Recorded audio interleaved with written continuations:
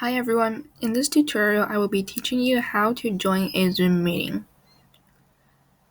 So you will want to open up the Zoom app first and then go to home and then click on join, and you want to enter the meeting ID and then possibly the passcode afterward, and then you will be able to join the meeting. And you can see here there are two options that you can select.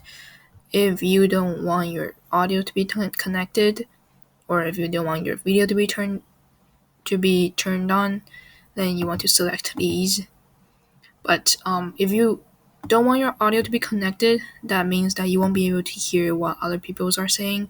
So probably, most likely, you would just select this one to turn off your video. And if you already have the meeting link that someone sent to you already, then you can just click on the link, and then that should lead you to launch the app, and then you should be able to join the meeting directly from there.